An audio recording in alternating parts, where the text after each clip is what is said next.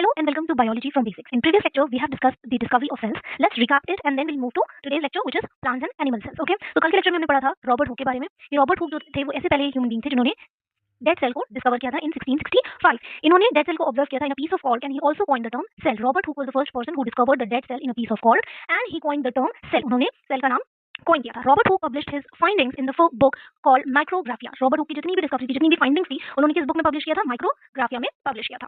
Robert Hooke only observe cell wall because स्कॉर cells are dead. Robert Hooke ने सिर्फ cell walls को ही observe किया क्योंकि उसके अंदर कोई साइटोप्लाज्म नहीं था, बिकॉज़ सेल क्या थी? Cell is dead. तो उन्होंने डेड सेल को ऑब्जर्व किया तो उन्हें सिर्फ सेल वॉल ही नजर आई थी. सेकंड साइंटिस्ट है एंटन वॉन लीeuwenhoek, जिन्होंने फर्स्ट लाइव सेल को ऑब्जर्व किया था अंडर द माइक्रोस्कोप एंड इन्होंने उसका नाम रखा एनिमल्क्यूलस, मींस की little animals. Then Schleiden and Schwann जिन्होंने सेल थ्योरी दी थी, जिसको हम सेल डॉक्ट्राइन भी कहते हैं. सेल थ्योरी कहती है कि जितने भी लिविंग ऑर्गेनिजम्स है वो सब के सब सेल से बने हुए हैं. ठीक है, सेल क्या है? Basic structural and functional unit है लाइफ की. देन आई रडोल्फ फिशर 1855 में उन्होंने कहा कि जितनी भी लिविंग सेल्स हैं ये प्री एग्जिस्टिंग सेल से अराइज होती हैं. ओमनिस सेलुला ई सेलुला, उन्होंने कहा कि जितनी भी लिविंग सेल्स हैं वो प्री एग्जिस्टिंग सेल से अराइज होती हैं. फॉर एग्जाम्पल, हम अपने पेरेंट्स से हुए हैं, हमारे पेरेंट्स अपने पेरेंट्स से बॉर्न हुए हैं, तो जितनी भी सेल्स होती हैं वो प्री एग्जिस्टिंग सेल से ही बॉर्न होती हैं. ठीक है, इस तरीके से. ठीक है, देन आती है modern cell theory. Modern cell theory के कुछ पोस्टुलेट्स हैं which are very important to discuss.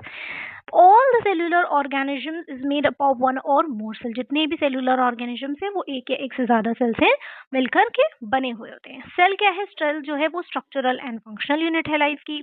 जितनी भी सेल्स होती हैं वो प्री एग्जिस्टिंग सेल से अराइज होती है. एनर्जी फ्लो अक्कर करती है within the cell. All cells contain DNA which passes from cell to cell.